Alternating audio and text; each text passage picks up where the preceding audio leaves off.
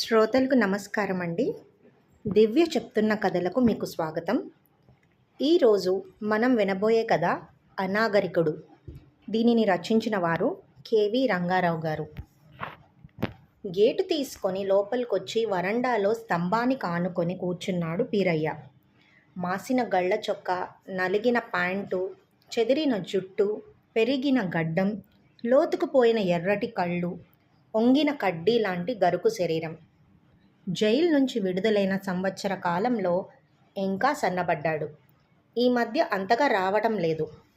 మన ఊర్లోనే ఉంటున్నావా? అడిగాను న్యూస్ పేపర్ పక్కన పెట్టి. ఒక ఊరని లేదు వాసుబాబు. ఉదయపు టెండలో పూల మీద ఎగురుతున్న సీతాకోక చిలుకను చూస్తూ అన్నాడు. ఎందుకని? 7 ఏండ్లలో కాలం మారలేదా? నేను విడుదలై వచ్చే లోపల రాజకీయాలు మారిపోయినాయి. మా పెదలింగయ్య ఆయన దాయాది రాజీపడి ఫ్యాక్షన్ వైరాలు నిలిపివేసిరి. వాళ్ళ పిల్లోళ్ళు డాక్టర్లు, ఇంజనీర్లై సిటీలకు, విదేశాలకు వెళ్ళిపోయిరి. ఇంకా మంది మార్బలంతో, జీబులతో, నా మాదిరి డ్రైవర్లతో పనేముండాది? పెదలింగయ్య బెంగుళూరులో కొడుకు దగ్గరికి వెళ్ళిపోయినాడు. మార్పు వచ్చి ఉపాధి పోయినందుకు అతనిలో నిరాశ కనిపించలేదు. పోరాట వాతావరణంలో ఉండేవాళ్ళు ఎలాంటి నష్టానికైనా సిద్ధంగా ఉంటారేమో అనుకున్నా. డ్రైవర్ పని లేకపోతే సేద్యం చేసుకోవచ్చు. నీకు కొంచెం చేనుండాలి కదా అన్నా. నేను జైలుకు పోయి మా అమ్మ కాలమైపోయినాక సేనంతా కంపసెట్లు మొల్చి నా మాదిరే తరంగాకుండా అయిపోయిండాది. బాగు చేసుకోలేకపోయినావా? ఊళ్ళో ఉండలేకపోయినాను. ఫ్యాక్షన్లో ఎదుటోణ్ణి సంపేవాడు ఈరుడు. పెండ్లాన్ని సంపిన కేసు మీద 7 ఏండ్లు జైలుకి పోయొచ్చినోడికి మర్యాద ఏముంటుంది? పీరయ్య తన భార్య సంగతి మాట్లాడినప్పుడు గొంతు జీరగా పలుకుతుంది. అందులో దుఃఖంతో పాటు తన నిర్దోషిననే భావన ఉంటుంది. నువ్వు ఆ పని చెయ్యలేదని, అది ప్రమాదం వల్ల జరిగిందని ఊళ్ళో నమ్మడం లేదా? ఎవరు నమ్మినారో ఎవరు లేదు. అందరూ నీ మాదిరి ఉంటారా? తల్లి భార్య ఇద్దరూ పోయినారు. కోర్టు చెప్పిన శిక్ష అయిపోయినా ప్రపంచం వేసిన శిక్ష ఇంకా నడుస్తూ ఉంది. పెదలింగయ్య నీడ కూడా పాయే. జనం సైలెంట్గా ఉండడానికి నేనేమన్నా డబ్బు పలుకుబడి ఉండే బడాబాబునా? నా గురించి చెప్పినాక యాడ కుదురుగా పని ఇయ్యడం లేదు. ఆడ ఈడ తిరుగుతా ఉదాసీనంగా అన్నాడు. తన తప్పు చేయలేదనే భావన ఒకటే పీరయ్య జీవితేచ్ఛను కొనసాగిస్తున్నట్టుంది అనుకున్నా. నా శ్రీమతి తెచ్చిపెట్టిన ఉప్మా తిని కాఫీ తాగి, సిటీలో నాకేదైనా డ్రైవర్ ఉద్యోగం చూపించు వాసుబాబు, నీలాంటి మంచోడు చెప్తే ఇస్తారు అని వెళ్ళిపోయాడు. పీరయ్య గురించి ఆలోచనలో పడ్డాను. ఆర్థిక నేపథ్యాలు వేరైనా పీరయ్య నేను చిన్నతనంలో స్నేహితులం. తండ్రి అనారోగ్యంతో చనిపోయాక పీరయ్య చదువును 5వ తరగతిలోనే ఆపేసి తల్లి అంకమ్మతో పొలం పనులకు, ఎనుములను మేపడానికి వెళ్ళేవాడు. పీరయ్యకు మొదటి నుంచి డ్రైవింగ్ అంటే మోజు. అతనికి 12 ఏళ్లప్పుడే ఊరి దగ్గర కడుతున్న పెద్ద చెరువు పని కోసం వచ్చే టిప్పర్లు, జీబులకు క్లీనర్గా వెళ్తుండేవాడు. పెద్దయ్యాక డ్రైవింగ్ నేర్చుకుని మా పక్క ఊర్లోని ఫ్యాక్షన్ లీడర్ పెదలింగయ్య దగ్గర జీబు డ్రైవర్గా స్థిరపడ్డాడు. మా కుటుంబం ఊరొదిలేశాక పీరయ్యను కలవడం తగ్గిపోయింది. ఎప్పుడైనా కలిసినప్పుడు తన సాహసంతో, డ్రైవింగ్ ప్రతిభతో పెదలింగయ్యను ప్రత్యర్థుల నుంచి ఎలా రక్షించాడో ఉద్వేగంగా చెప్పేవాడు. పోరాటంలో హింస తప్పు కాదని, అయితే అది న్యాయం కోసం అయి ఉండాలి అనేవాడు. నమ్మిన వాళ్ల కోసం త్యాగానికి సిద్ధంగా ఉండాలనేవాడు. పైకి అనాగరికంగా, నిర్లక్ష్యంగా, రఫ్గా కనపడడం, ఫ్యాక్షనిస్ట్ నాయకుడితో ఉండడం వల్ల లోకం అతన్ని ఒక రౌడీగానే చూసేది. పీరయ్య కూడా తన వృత్తికి ఆ ఇమేజ్ అవసరమని భావించి దాన్నే బహుముఖంగా ప్రదర్శించేవాడు. పీరయ్యకు పెదలింగయ్య పొలాలు చూసే ఓబయ్య కూతురు గౌరీతో పెళ్ళయింది. గౌరీ చక్కగా ఉంటుంది. తండ్రికి ఇష్టం లేకపోయినా తన మోటుగా ఉన్న జానపద కథల్లోలా తన నైపుణ్యం, తెగువ చూసి గౌరే పట్టుబట్టి పెళ్లి చేసుకుందని నమ్మాడు పీరయ్య. అదే బయట గర్వంగా చెప్పుకొని వ్యతిరేకులను పెంచుకున్నాడు. భార్యాభర్తలు అన్యోన్యంగానే ఉండేవాళ్ళు. అయితే గౌరీకి ముక్కు మీద కోపమని తన తల్లి అంకమ్మతో పడదని వాపోయేవాడు. క్రమంగా అత్తా కోడళ్లకు తగువులు పెరిగిపోయాయి. తగువులైనప్పుడు పీరయ్య నలుగురి ముందు భార్య మీదే కేకలేసి పైకి తన ఆధిక్యతను ప్రదర్శించేవాడు. ఒక్కో రోజు విసుగెత్తి ఇంటికి రాకుండా పెదలింగయ్య బంగళా దగ్గరే ఉండిపోయేవాడు. పెళ్ళైన కొన్నాళ్ల తర్వాత ఒక తుఫాను రాత్రి పీరయ్య జీవితంలోనే తుఫాను తెచ్చింది. పెద్ద వర్షంలో అతను ఆలస్యంగా ఇంటికొచ్చేసరికి కోడలితో పోట్లాట జరిగి అంకమ్మ ఎనుముల కొట్టంలో తడుస్తూ చలికి ముడుచుకుపోయి ఏడుస్తూ కనపడింది. పీరయ్య ఆవేశంగా ఇంట్లోకెళ్ళి ఒక్క తేవున గౌరీతో గొడవపడ్డాడు. పెనుగులాటలో గోడకున్న పెద్ద మేకు తల వెనుక దిగి రక్తం కారి గౌరీ స్పృహ తప్పి పడిపోయింది. పీరయ్య జీబులో ఆమెను దగ్గరలోని చిన్నాసుపత్రికి తీసుకెళ్లాడు. అక్కడ డాక్టర్ సెలవులో ఉండడంతో ఆ వర్షంలో కింద మీద పడి పొంగుతున్న వాగులు దాటి ఆలస్యంగా టౌన్కు తీసుకెళ్లాడు. అక్కడ చికిత్స జరిగింది, కానీ గౌరీ స్పృహలోకి రాలేదు. 2 రోజుల తర్వాత చనిపోయింది. పీరయ్య డ్రైవింగ్ నైపుణ్యం తుఫాను చేతిలో ఓడిపోయింది. పీరయ్య షాక్కి గురై కొన్నాళ్ల పాటు అచేతనంగా ఉండిపోయాడు. అల్లుడే తన కూతుర్ని హత్య చేశాడని ఓబయ్య కేసు పెట్టాడు. పీరయ్య వ్యతిరేకులే అతన్నలా ఎగదోశారని కొందరన్నారు. ఓబయ్య కూడా తన మనిషే కాబట్టి పెదలింగయ్య తటస్థంగా ఉండిపోయాడు. పీరయ్య సానుభూతి పరులు సాయం సరిపోలేదు. కేసు 2 ఏళ్లు నడిచాక పీరయ్యకు రిమాండుతో కలిపి 8 ఏళ్లు శిక్ష పడింది.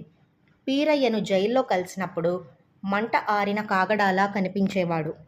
నేను ఫ్యాక్షన్ మనిషిగా ఉండటం, రౌడీగా అవుపడ్డం, గౌరీతో మనువాసించి భంగపడిన యదవలు మా పెదలింగయ్య మనసు ఇరిసేయడమే కాక నాకు వ్యతిరేక సాక్ష్యమివ్వడం వల్ల చెయ్యని నేరానికి శిక్షపడింది అని వాపోయాడు. ఆడికి కోర్టు సానుభూతిగా చూసి తక్కువలో పోగొట్టిందని మా వకీలు సారి చెప్పినాడు అని సమాధాన పడేవాడు. మళ్ళీ అంతలోనే అయినా నేను గౌరీని సంపడమేంది, నాకు ఈ శిక్ష ఏంది వాసుబాబు అని ఏడ్చేవాడు. ఆ రాత్రి ఏం జరిగిందో ఇంకెవ్వరూ చూడలేదు. పీరయ్యకు హింసా ప్రవృత్తి లేదని అనుకునే నాలాంటి వాళ్ళు కొందరు తప్ప మిగతా వాళ్ళెవ్వరూ అతని మాటలు నమ్మినట్టు కనపడదు. దానికి చాలా వరకు కారణం అతనే. పీరయ్య ఏ ధర్మాన్ని నమ్ముకున్నాడో అదే అతన్ని దెబ్బతీసింది అనుకున్నా. గౌరీ ప్రమాదం వల్లే చచ్చిపోయిందని లోకం ఏ పొద్దుటికైనా తెలుసుకుంటాది. అయినా గౌరీ ఆత్మకు నిజం తెలుసు, అదే చాలు అని శిక్ష చివరి రోజుల్లో గాల్లోకి చూస్తూ అనేవాడు. జైలు జీవితంలో పీరయ్య చూడ్డానికి మరింత గరుకుగా తేలినా మొహంలో మునిపటి రౌడీ కవళికలు పోయాయి. మంచి ప్రవర్తన కారణంగా సంవత్సరం ముందే విడుదలయ్యాడు. మీ ఆఫీస్కు టైం అవుతోంది అన్న శ్రీమతి పిలుపుతో వర్తమానంలోకి వచ్చాను. 1 రోజుల తర్వాత ఒక సాయంత్రం నేను డాబా మీద కుండీల్లో మొక్కలకు నీళ్లు పోస్తుంటే వచ్చాడు పీరయ్య. మంచి ప్యాంటు షర్టు వేసుకున్నాడు. తల దువ్వుకొని తేట మొహంతో నీట్గా ఉన్నాడు. సూర్యుడు దిగిపోయాడు. గుళ్ళోని సుబ్బలక్ష్మి పాటకి చెట్లు తలలూపుతున్నాయి. జమ్మి చెట్టు మీద పక్షులు ముందే గూళ్ళు చేరుకుంటున్నాయి. మీ కాలనీలో దేవరాజు సార్ దగ్గర డ్రైవర్ ఉద్యోగం దొరికింది. 2 రోజులాయే. మకాం ఇంటనకాల అవుట్ హౌస్లోనే గట్టు మీద కూర్చుంటూ చెప్పాడు. మా కాలనీ ప్రెసిడెంట్ దేవరాజు గారు నీకు తెలుసా అడిగాను ఆశ్చర్యపోయి. మా పెదలింగయ్య కుమారుడు నితీష్ బాబు ఈయన ఒకే కాలేజీలో చదువుకున్నారంట. ఆయన సిఫార్సు చేసినారు. దేవరాజు గారితో నాకంత పరిచయం లేదు, కానీ ఆయన అందరూ పెద్ద మనిషిగా గౌరవిస్తారు. గుడి ధర్మకర్త కూడా ఆయనే. బాగా డబ్బు పలుకుబడి ఉన్నా మృదువుగా మాట్లాడుతారు. అన్నదానం లాంటి కార్యాలకు ఉదారంగా సాయం చేస్తారు. ఎత్తుగా తెల్లగా చక్కగా ఉంటారు. ఆయన్ని చూస్తే అట్లాగే అనిపిస్తుంది. ఎందుకైనా మంచిదని మా నితీష్ బాబు దేవరాజ్ సార్కి నా సంగతంతా చెప్పినాడు. అంతా ఇన్నాక కూడా నన్ను డ్రైవర్గా తీసుకున్నాడంటే ఆయన శానా మంచోడనే కదా. అంతేకాదు నన్ను ఆయన భార్య అనసూయమ్మ గారి కారు తోలమన్నాడు. ధర్మాత్ముడు. ఆ యమ్మది సానా మంచి చెయ్యి. అన్నంత చక్కగా ఉండదు, కానీ దయాగుణంలో మహాతల్లి. చేతులు జోడించి కళ్ళు సగం మూశాడు పీరయ్య. ఆయనకు తగ్గ ఇల్లాలని చెప్తారు, కానీ ఆమెకు ఈ మధ్య ఆరోగ్యం అంత బాగుండడం లేదని, మనిషి కూడా చిక్కిపోయిందని విన్నాను. దాని గురించి ఆయన తిరగని ఆసుపత్రి, వెళ్ళని గుడి లేదంటారు. గుడి గంట పెద్దగా మోగింది. పక్షులు కలకలంగా లేచి మళ్ళీ చెట్లలోకి సర్దుకున్నాయి. ఆ ఇల్లు ఎట్టుంది బాబు? ఇంద్రభవనమే. ఇల్లంతా పాలరాయి, టేకు వస్తువులే. గోడలకు పెద్ద పటాలు, మూలల్లో చందనం బొమ్మలు, కనపడని లైట్లు. దీని ముందు మా పెద్దలింగయ్య బంగళా పాతబడిన మహలే. మా కాలనీలో ఉండాల్సిన ఇల్లు కాదంటారు. నీ తిండి తిప్పల సంగతేమిటి? ఆ యమ్మ పనోళ్ళనట్లా వదిలేస్తాదా బాబు? 3 పూట్ల తిండి ఆణ్ణే. మా యమ్మ కూడా నన్నట్లా చూడలేదు తృప్తిగా చెప్పాడు. మరింకేం, ఉద్యోగం జాగ్రత్తగా చేసుకో. సరే గాని బాబు, పెండ్లాన్ని చంపిన కేసులో నేను 7 ఏండ్లు జైలుకు పోయి వచ్చినా ఈ సారు నాకెట్లా ఉద్యోగం ఇచ్చినాడు? అడిగాడు పీరయ్య. కాలం మారింది పీరయ్య. ఇప్పుడు పనిలో నైపుణ్యం, విధేయత ఇవే చూస్తారు. అవి నీ దగ్గరున్నాయి. ఉద్యోగం ఇచ్చేవాళ్లకు అంతకుమించి అక్కర్లేదు. నీకవి ఉన్నన్నాళ్ళు నీ ఉద్యోగం నిలుస్తుంది అన్నా. అర్థమయ్యి కానట్టుగా తలూపి, ఖాళీ దొరికినప్పుడు వస్తా అంటూ వెళ్ళిపోయాడు. హఠాత్తుగా తనకు పూర్తిగా కొత్తైన నాగరిక ప్రపంచంలో పడ్డాడు పీరయ్య. ఎలా నెట్టుకొస్తాడో అనుకున్నా. ఒక ఉదయం నేను బస్టాప్లో వెయిట్ చేస్తుంటే పీరయ్య కారాపి, ఎక్కు బాబు, ఆఫీస్ దగ్గర దింపుతా అని బలవంతం చేసి వెనక సీట్లో ఎక్కించాడు. దారిలో ఒక హోటల్ దగ్గర చెట్టు కింద ఆపి, టీ తాగుదాం బాబు, తలనొప్పి ఉండాది అని 2 పేపర్ కప్పులతో టీ పట్టుకొచ్చాడు. ఎలా ఉంది ఉద్యోగం? అడిగాను టీ తాగుతూ. బాగుంది బాబు, జీతమంతా మిగులే. ఊర్లో సేను బాగు చేయించి మా సిన్నాయన కొడుకుని దున్నుకోమని చెప్పిన. నేనింగా ఊర్లో ఉండలేను కాబట్టి ఇల్లు కూడా రిపేర్ చేయించి బాడుకిచ్చేసిన అన్నాడు. ఒక గాడిలో పడినట్టే. టీ తాగాక పీరయ్య గొంతు తగ్గించి, దేవరాజు సారు ఆస్తి వ్యాపారాలు మొత్తం అమ్మగారివేనంట బాబు. ఈ అయ్యగారు కాలేజీలో ఆమె ఎంటబడి ప్రేమించి ఆమె నాయనకు ఇష్టం లేకపోయినా పెండ్లి చేసుకున్నాడంట అన్నాడు. అవన్నీ నీకెందుకు అన్నా. గాసిప్ లేకపోతే మనుషులు ఎలా ఉండేవారో అనుకుంటూ. నాకేమీ కుశాల లేదు. ఆ ఇంట్లో పాత నౌకరు ఒక ఆమె వద్దన్న రోజు వచ్చి అన్నీ చెప్తాది. కొన్ని కండ్లకు కనబడతానే ఉండాయి. అమ్మగారు సానా మంచిదా? అంత డబ్బుండాదా? పెద్ద డాక్టర్లే చూస్తూ ఉన్నారా? బాగవడం లేదెందుకు? అది మనసులో కాయిలా గాబట్టి. గుండె నరాలు వీక్ అయిపోయినాయి చెప్తా ఉన్నారంట. కొన్ని జబ్బులు అలాగే ఉంటాయి. మొన్నటి దాకా ఆమె చక్కగా నవ్వుతా తిరగతా ఉండేదంట. దేవరాజు సార్ అనుకున్నంత మంచోడు కాదు. సాన్నాళ్లుగా ఆ తల్లిని లోపల బాధ పెడతా ఉండారని నాకు అనిపిస్తూ ఉండాది. నువ్వు నీ ఉద్యోగానికి విశ్వాసంగా ఉండాలి. నీ అభిప్రాయాలు కోపతాపాలకు కాదు. ఇది ఆధునికానంతర ప్రపంచం. పద ఇక వెళ్దాం. నా మాటలు అర్థం కానట్టుగా చూసి అమ్మగారు ఒక్కో తూరి ఒంటరిగా రూమ్లో కూర్చొని ఏడ్సేది చూసిన. ఆ యమ్మ చూస్తే రగతంకారి పడిపోయిన గౌరీ గుర్తొచ్చి మనసు ఇకలమైతాది. ఉండలేక నీకు చెప్తా ఉన్నా అని కారు స్టార్ట్ చేశాడు పీరయ్య. మళ్ళీ కొన్నాళ్లకు పీరయ్య కనిపించలేదు.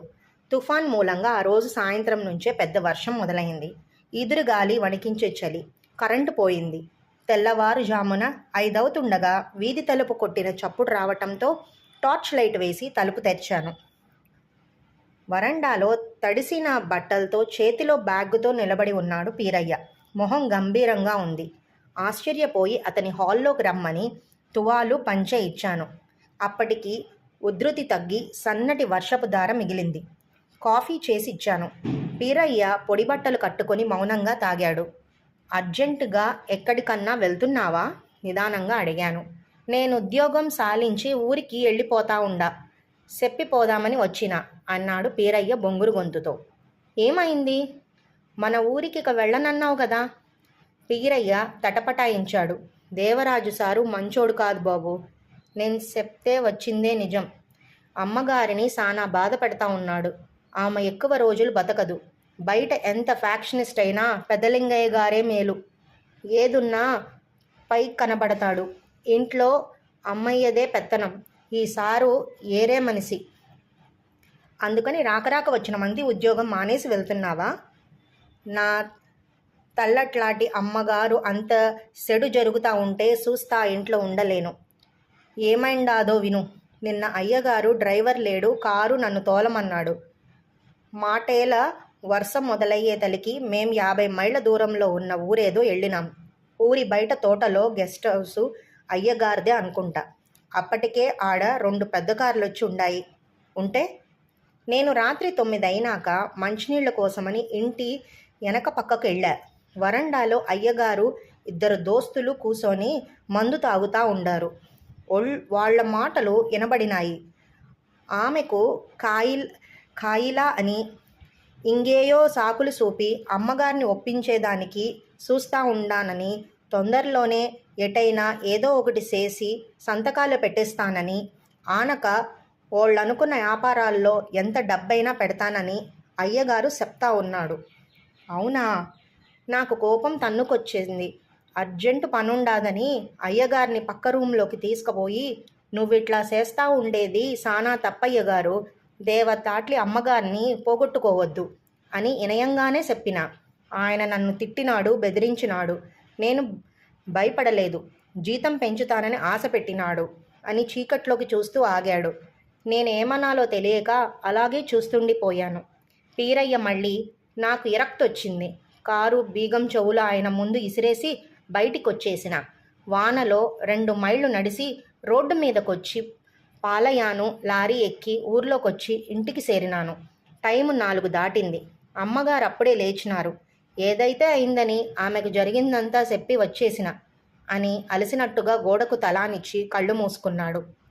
హింసను ఒక మార్గంగా ఒప్పుకొని భార్యను చంపిన వాడిగా శిక్షను అనుభవించి అనాగరికుడని ముద్రపడ్డ పీరయ్య నాగరిక సమాజంలోని పరోక్ష గృహహింసను చూసి తట్టుకోలేకపోవడం నాకు ఆశ్చర్యం అనిపించింది. వర్షం ఆగింది. చీకటి ఇంకా విడలేదు. మన పల్లెల్లోనే ఎట్నో బతుకుతా. ఎప్పుడైనా వచ్చి నిన్ను చూసిపోతుంటా. వస్తా బాబు అని బ్యాగ్ భుజానికి తగిలించుకొని బయటికి వెళ్ళిపోయాడు పీరయ్య. ఈ కథ ఇంతటితో సమాప్తం.